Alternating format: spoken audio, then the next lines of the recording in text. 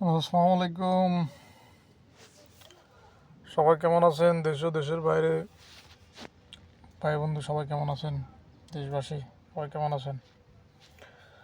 আশা করি সবাই ভালো আছেন। আজকে একটা গুরুত্বপূর্ণ কথা বলার জন্য আসলে আপনাদের সাথে যুক্ত হলাম। সেটা হলো যে আপনারা সবাই অবগত আছেন মধ্যপ্রাচ্যে যে যুদ্ধ পরিস্থিতি, সেটাকে নিয়ে। আমি এই মুহূর্তে অবস্থান করছি সংযুক্ত আরব আমিরাতের আজমানে। ইতিমধ্যে আপনারা শুনেছেন আরব আমিরাতের অনেক স্থাপনার ভিতর আপনার হামলা হয়েছে। অনেক জায়গায় দুবাই এয়ারপোর্টে পর্যন্ত হামলা হয়েছে, মেরিনাতে হামলা হয়েছে, যে পর্যটক এলাকা যেগুলো সবগুলোতে যে হামলা হয়েছে। অর্থাৎ আপনার কম বেশ সব জায়গায় হামলা হয়েছে। তবে আল্লাহ হেফাজত করার মালিক, পরিস্থিতি কোন দিকে যায় আসলে বোঝা যাচ্ছে না। তো আমি বলবো একটা কথা, সেটা হলো যে সবাইকে, আমরা যারা দেশের বাইরে আছি, আপনারা অতি উৎসাহী হয়ে মোবাইলের মাধ্যমে যে ভিডিওগুলো ধারণ করতেছেন, বা বিভিন্ন মিসাইলের ছবি বা বিভিন্ন ক্ষেপণাস্ত্রের ছবি বা যে কোনো হামলার ছবি আপনারা মোবাইলে ধারণ করতেছেন এবং এগুলা সামাজিক যোগাযোগ মাধ্যমে শেয়ার করতেছেন। তো আমি অনুরোধ করব, আপনারা দয়া করে কাজটা করবেন না।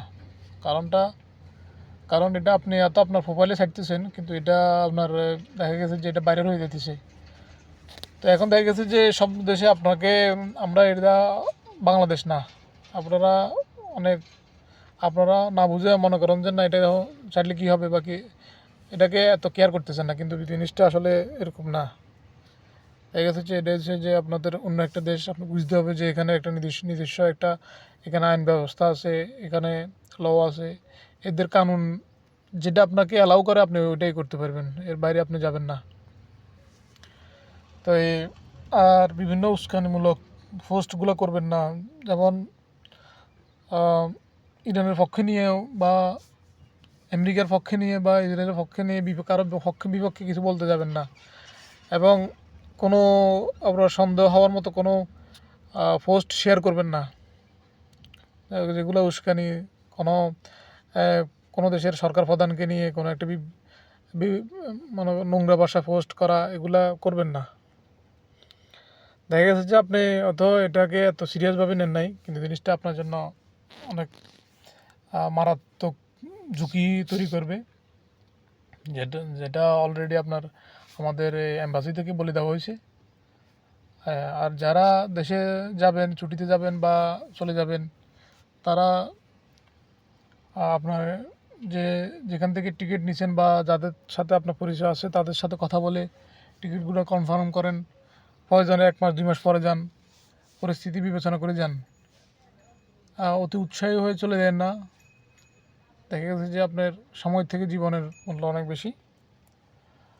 তো অতএব সবার কাছে একটা অনুরোধ, আপনারা সবাই সেফ থাকবেন এবং যেগুলো বলেছি, যে কোনো যুদ্ধের কোনো পরিস্থিতি নিয়ে কোনো মন্তব্য করবেন না।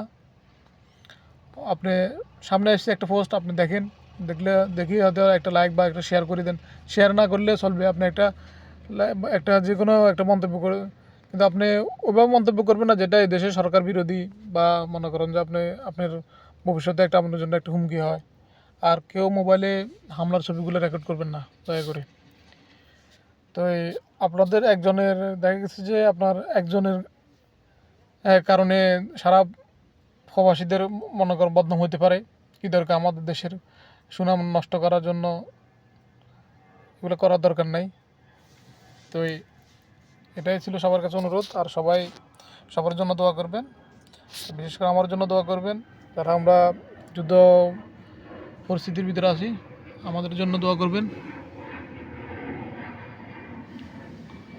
তো এই হলো কথা। আসসালামু আলাইকুম।